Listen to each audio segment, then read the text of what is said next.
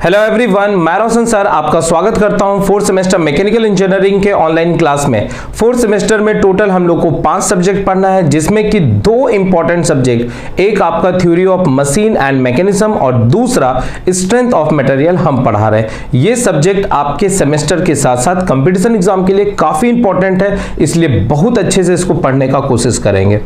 आज के सेशन में हम लोग पूरे थ्योरी ऑफ मशीन के सिलेबस को देखेंगे, साथ ही साथ देखेंगे कि किस यूनिट से किस तरह के क्वेश्चन अपने बोर्ड एग्जाम में आ सकते हैं, कौन से बुक को फॉलो करेंगे, किस तरह से पढ़ाई करेंगे, ये सब के बारे में आज हम लोग डिस्कशन करेंगे। तो सबसे पहला क्या करना है, थ्योरी ऑफ मशीन के लिए आप व्हाइट स्पाइरल कॉपी ले लेंगे, क्योंकि हर एक यूनिट में हम लोग को काफी फिगर बनाने हैं और फिगर आपका व्हाइट कॉपी में बहुत ही अच्छे बनते हैं, इसलिए आप व्हाइट स्पाइरल कॉपी ले लेंगे। कलरफुल पेन पेंसिल यूज करेंगे, जिससे कि आपका कॉपी काफी अट्रैक्टिव होगा। और दूसरा जो सबसे इंपॉर्टेंट काम करना है, आप बुक परचेज कर लेंगे, क्योंकि आपके पास अभी समय है कि आप आसानी से बुक के न्यूमेरिकल्स को बना सकते हैं। सब्जेक्ट आपका न्यूमेरिकल है, इसलिए ज्यादा से ज्यादा आप न्यूमेरिकल्स अपने बुक से प्रैक्टिस कर सकते हैं। हालांकि हम पूरी कोशिश करेंगे कि हर एक यूनिट में आपको असाइनमेंट दिया जाए और असाइनमेंट आप बनाएंगे और उसका जो डाउट सेशन होगा वो आपको लाइव सेशन लेके आपके जय मैकेनिकल के ऐप में आपको बता दिया जाएगा।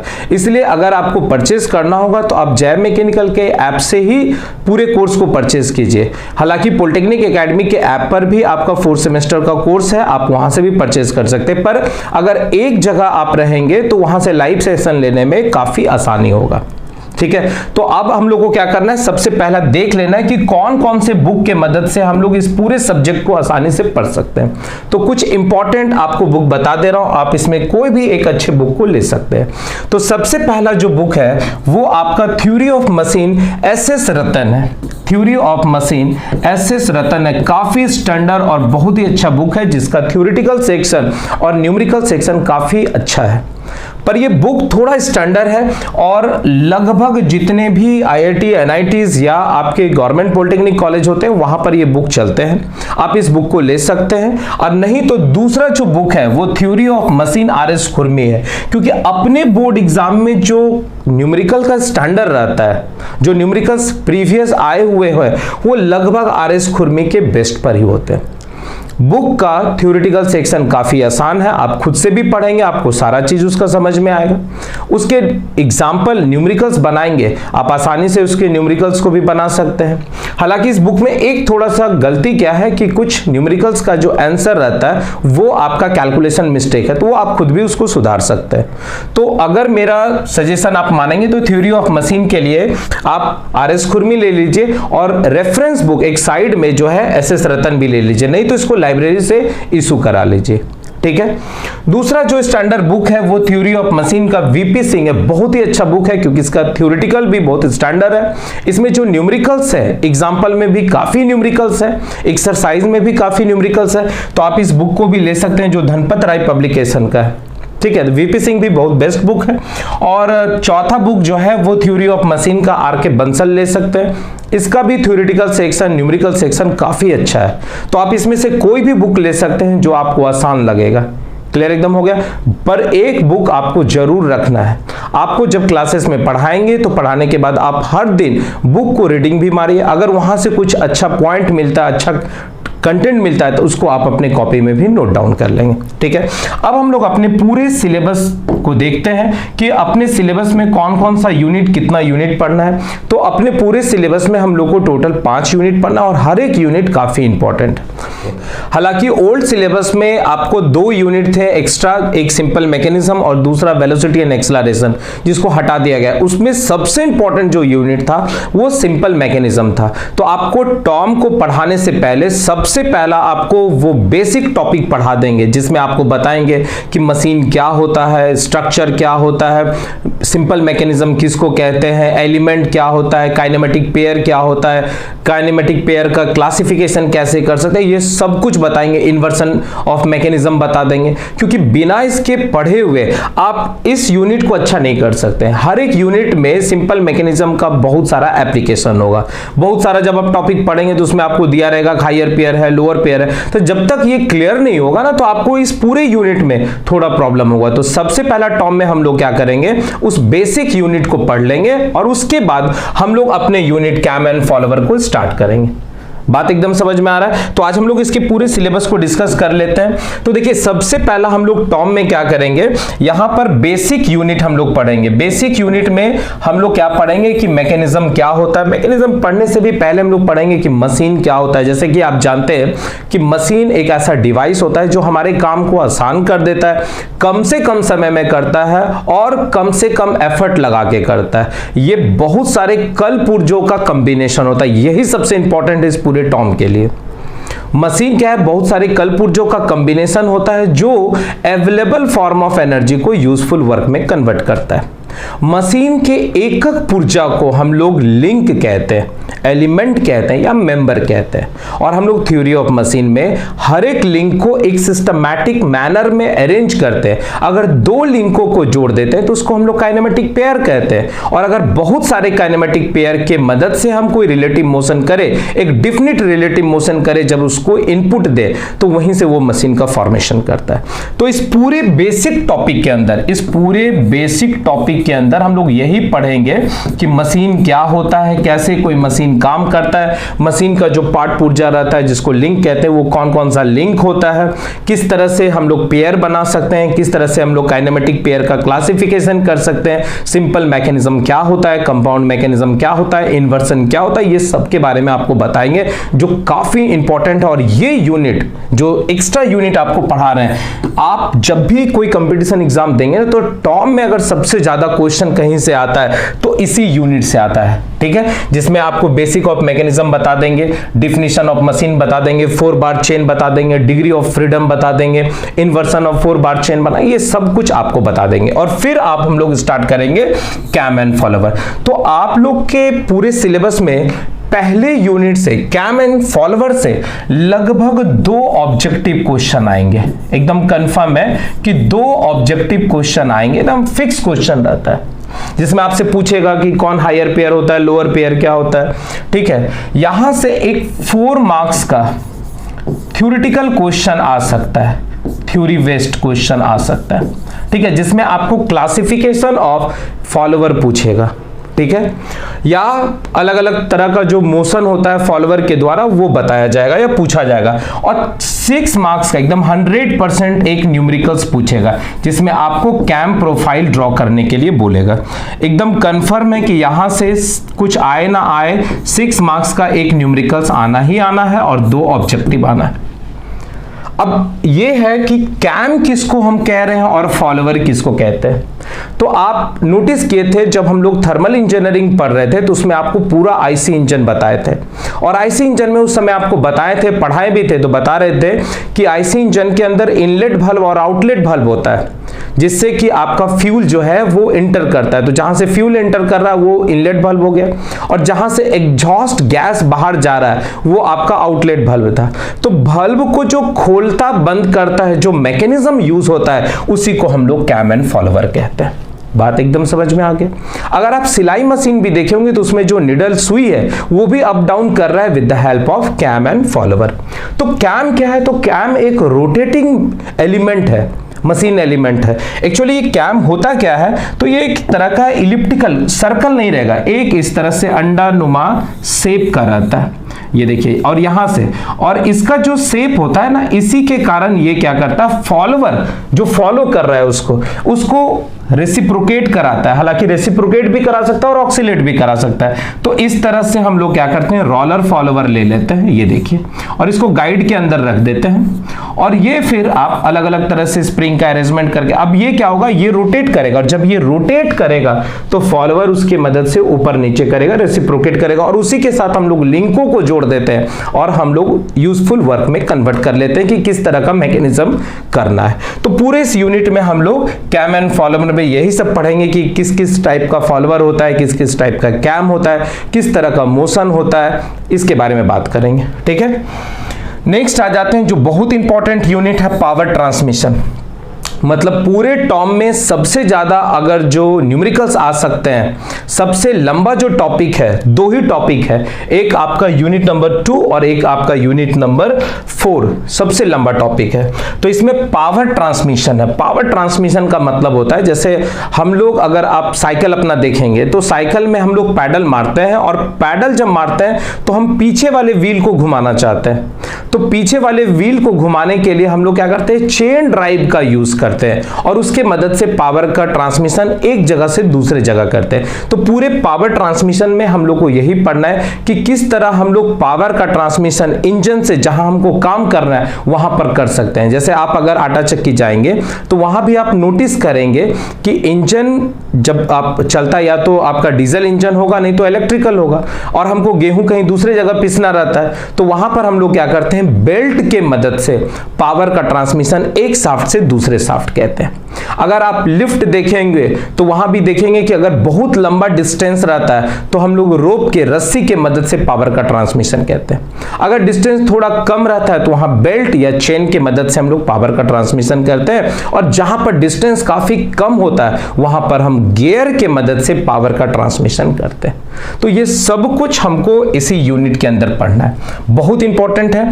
इसमें लगभग आपको 4 ऑब्जेक्टिव आएंगे, मैक्सिमम लगभग हर बार इससे लगभग 4 ऑब्जेक्टिव आते हैं, एकदम फिक्स्ड है। इस बार क्या करेंगे, हर एक यूनिट के बाद आपको ऑब्जेक्टिव देते ही जाएंगे, जिससे कि आपको लास्ट में कोई प्रेशर नहीं पड़ेगा। ठीक है, तो 4 ऑब्जेक्टिव होगा। इस यहां से लगभग आपको 4 मार्क्स का, ध्यान दीजिएगा, 4 मार्क्स का 2 क्वेश्चन आ सकते हैं, और करके आ सकते हैं। और 6 मार्क्स में, याद रखना है, 6 मार्क्स में यहां पर 2 क्वेश्चन रहेंगे। मतलब आपको और में नहीं, अलग अलग करके 2 क्वेश्चन रहेंगे, जिसमें कि आपको बेल्ट से न्यूमेरिकल्स रहेंगे, और नहीं तो डेरिवेशन रहेंगे। डेरिवेशन, इसमें 3-4 इंपॉर्टेंट डेरिवेशन है, हर एक डेरिवेशन को आपको यहां पर बताएंगे, और उसी पर बेस्ड आपको न्यूमेरिकल्स भी कराएंगे, काफी इंपॉर्टेंट है। और दूसरा, रोप से आपको न्यूमेरिकल्स पूछ सकता है। बाकी बात आपका जो चेन है या गियर है, इससे आपको थ्योरेटिकल क्वेश्चन आ सकता है और ऑब्जेक्टिव क्वेश्चन आ सकता है। तो ये काफी इंपॉर्टेंट यूनिट है, इसलिए इसको बहुत अच्छे से पढ़ने का हम लोग कोशिश करेंगे। नेक्स्ट हम लोग का यूनिट नंबर 3 जो है वो फ्लाईव्हील और गवर्नर है। जैसे आप अभी फिगर में भी यहां पर देखे थे, यहां पर आप ध्यान दीजिएगा, तो ये आपका जो सेक्शन है ना, यही आपका फ्लाईव्हील है। जैसे आप गांव गए होंगे तो वहां देखेंगे कि कुट्टी काटने का जो मशीन होता है, जैसे गाय बैल को हम लोग चारा खिलाते हैं तो वहां पर भी कुट्टी काटने का मशीन होता है, तो उसमें फ्लाईव्हील लगा रहता है। तो फ्लाईव्हील कुछ नहीं, एक तरह का रिजर्वायर होता है। वो क्या करता है, जब एक्सेस अमाउंट ऑफ एनर्जी रहता है ना, वो अपने अंदर स्टोर करके रख लेता है, और जब हमको रिक्वायरमेंट होता है किसी काम को करने के लिए, तो वो जो एनर्जी स्टोर किया हुआ रहता है वो उसको डिलीवर कर देता है। जैसे आप गन्ने वाले जूस के पास भी देखे होंगे, जो गन्ना का जूस बेचता है उसमें भी फ्लाईव्हील लगा रहता है। तो वो क्या करता है, सबसे पहले उसको रोटेट करा दिया, तो फ्लाईव्हील जब रोटेट करने लगा तो उसके पास इनर्शिया आ गया, वो रोटेट करते रहेगा। और जब हम लोग गन्ना उसके अंदर डाले तो हम तो ताकत लगाए रहे हैं, वो फ्लाईव्हील भी ताकत लगा रहा है, और उसके मदद से आपका गन्ना आसानी से वहां से रस दे रहा है।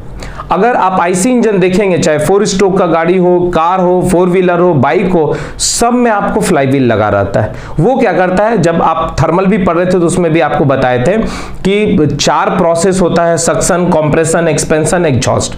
और आप जानते हैं कि किसी इंजन में जब पावर डेवलप होता है, जब फ्यूल जलता है तो उसमें पावर स्ट्रोक होता है, और उसी में मेन काम होता है, और उसी में बहुत एक्सेस अमाउंट ऑफ एनर्जी होता है। तो फ्लाईव्हील क्या करता है, एक्सेस अमाउंट ऑफ एनर्जी को अपने अंदर स्टोर कर लेता है, और सक्शन प्रोसेस करने के लिए, कंप्रेशन प्रोसेस करने के लिए, या एग्जॉस्ट प्रोसेस करवाने के लिए फ्लाईव्हील अपने अंदर जो एनर्जी को स्टोर करके रखता है वो डिलीवर कर देता है, और उसी के मदद से पूरा सिस्टम आपको चलता है। तो हम लोग पूरे इस चैप्टर में, मतलब फ्लाईव्हील एंड गवर्नर में, हम लोग पढ़ाई करेंगे फ्लाईव्हील एंड गवर्नर में हम लोग पढ़ाई करेंगे कि फ्लाईव्हील का क्या फंक्शन है, गवर्नर का क्या फंक्शन है, फ्लाईव्हील गवर्नर में क्या डिफरेंस है, फ्लाईव्हील में हम लोग कैसे उसका टर्निंग मूवमेंट डायग्राम बना सकते हैं। बहुत आसान है, 2 स्ट्रोक 4 स्ट्रोक का किस तरह से टर्निंग मूवमेंट डायग्राम होता है। और फ्लाईव्हील से एकदम 100% याद रखना है कि फ्लाईव्हील से जो आपका क्वेश्चन रहेंगे और गवर्नर से लगभग यहां से भी आपको 4 ऑब्जेक्टिव क्वेश्चन रहेंगे, कंफर्म है 4 ऑब्जेक्टिव क्वेश्चन यहां से रहेंगे। 4 मार्क्स का याद रखना है, 4 मार्क्स का 2 क्वेश्चन रहेंगे, एक फ्लाईव्हील से रहेगा और दूसरा गवर्नर से रहेगा, थ्योरेटिकल क्वेश्चन, और ये पूरा थ्योरी रहेगा और एकदम फिक्स्ड थ्योरी है। 5-6 थ्योरेटिकल चीज आपको पढ़ाएंगे, उसी में से क्वेश्चन आपसे पूछेगा। और 2 न्यूमेरिकल्स रहेंगे, एकदम कंफर्म है 2 न्यूमेरिकल्स रहेंगे, जिसमें से एक न्यूमेरिकल्स आपका फ्लाईव्हील से रहेगा और दूसरा जो है वो आपका गवर्नर से रहेगा। तो गवर्नर क्या है? तो गवर्नर एक ऐसा डिवाइस है जो इंजन के अंदर, मशीन के अंदर, सिस्टम के अंदर फ्यूल के सप्लाई को कंट्रोल करता है due to the fluctuation of load. मतलब अगर इंजन या मशीन पर लोड घटता बढ़ता है तो वो उसके अकॉर्डिंगली क्या करता है, इंजन को फ्यूल का सप्लाई बढ़ाता है और घटाता है, और जो मीन स्पीड होता है इंजन का उसको बरकरार रखता है।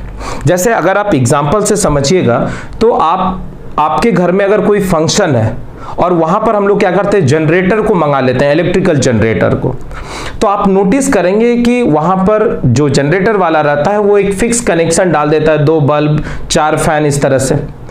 अगर लोड बढ़ा मतलब 4-5 बल्ब और एक्स्ट्रा हम लोग जला दिए, फैन एक्स्ट्रा जला दिए, तो वो जो इंजन है, जो आपका डीजल इंजन है, जो इलेक्ट्रिकल आपको एनर्जी प्रोड्यूस कर रहा है, तो वहां पर क्या कर रहा है, गवर्नर लगा है। अगर लोड बढ़ा तो वो फ्यूल का सप्लाई बढ़ा देगा, जिससे कि इंजन का स्पीड एक कांस्टेंट रहेगा।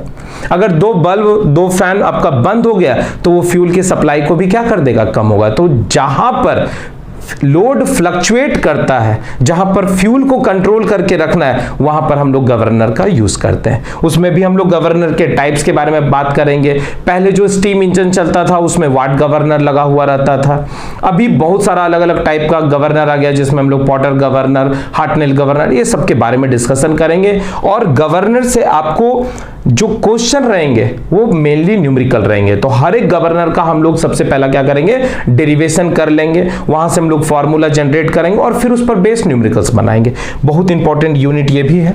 इसके बाद आ जाते हैं हम लोग नेक्स्ट हम लोग को जो पढ़ना है वो पढ़ना है ब्रेक, डायनामोमीटर, क्लच और बेयरिंग। ये बहुत बड़ा यूनिट है, क्योंकि यहां पर आप नोटिस करेंगे ब्रेक एक अलग चैप्टर ही हो जाता है, डायनामोमीटर एक अलग चैप्टर हो जाता है, क्लच, बेयरिंग ये सब एक अलग चैप्टर ही हो जाता है। और यहां पर अपने इसी यूनिट के अंदर सारा डाल दिया। हालांकि इसमें से सबसे ज्यादा जो क्वेश्चन आते हैं वो ब्रेक से आते हैं और दूसरा क्लच से आते हैं। डायनामोमीटर से बस थ्योरेटिकल रहता है। और ऑलरेडी आप याद करेंगे थर्मल इंजीनियरिंग में भी पढ़े थे कि डायनामोमीटर मतलब वहां पर आपको बताए थे कि इंजन के अंदर 3 पावर डेवलप होता है, इंडिकेटेड पावर, ब्रेक पावर और फ्रिक्शनल पावर। तो मोर्स टेस्ट के मदद से हम लोग क्या करते थे, इंडिकेटेड पावर निकालते थे, और ब्रेक पावर हम लोग क्या करते थे, डायनामोमीटर के मदद से निकालते थे, जिसमें आपको बताए थे रोप ब्रेक डायनामोमीटर, प्रोनी ब्रेक डायनामोमीटर, ये सब बताए थे। तो डायनामोमीटर का मेन वही काम होता है।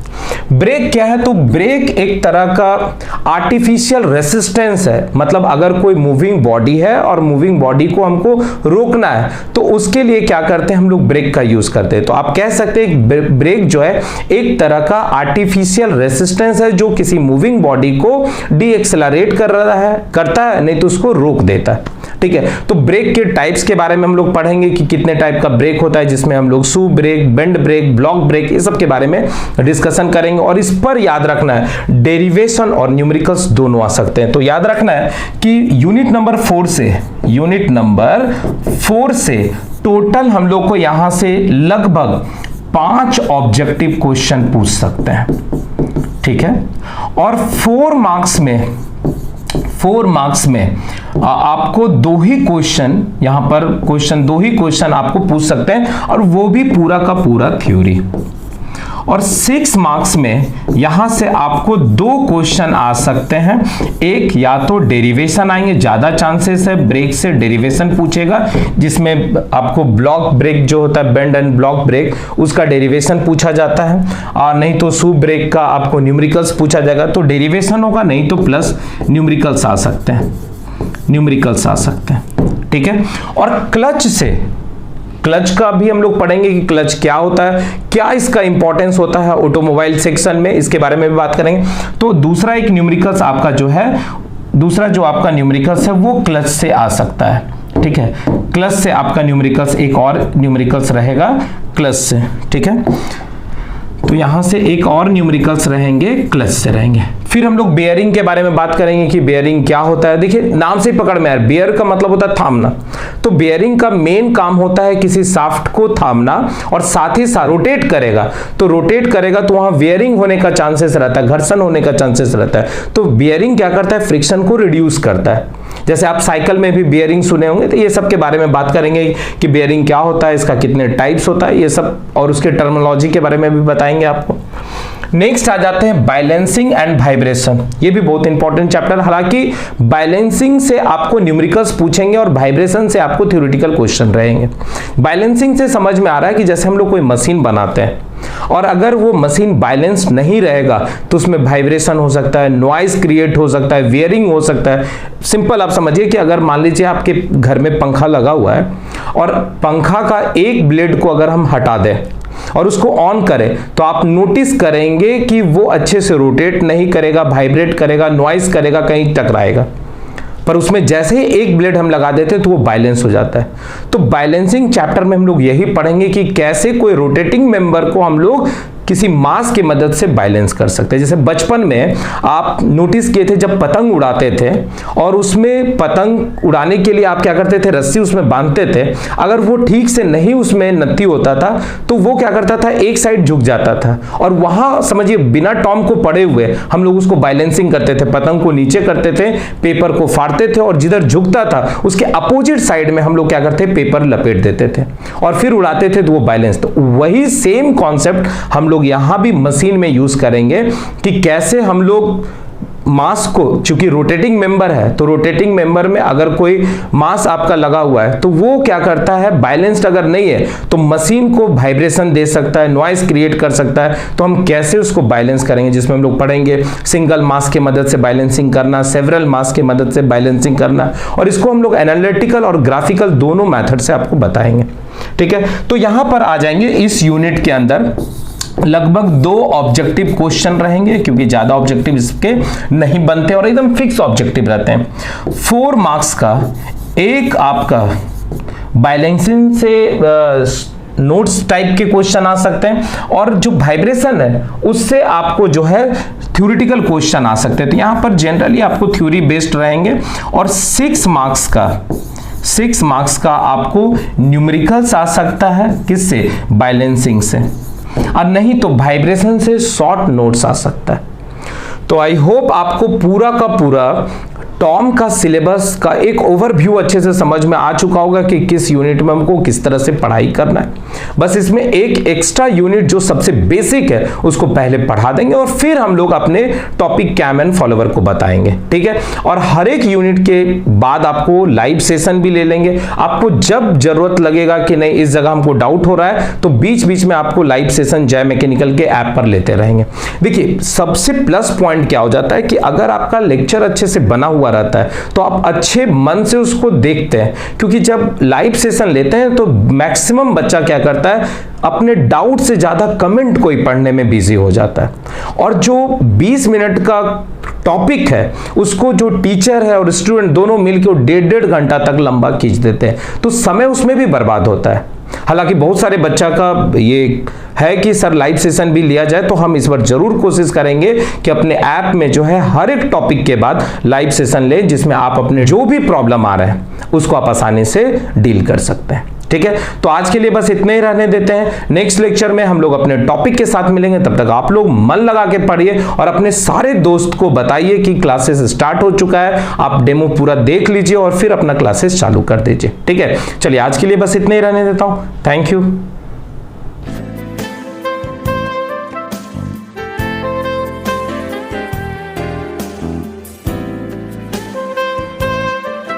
धन्यवाद।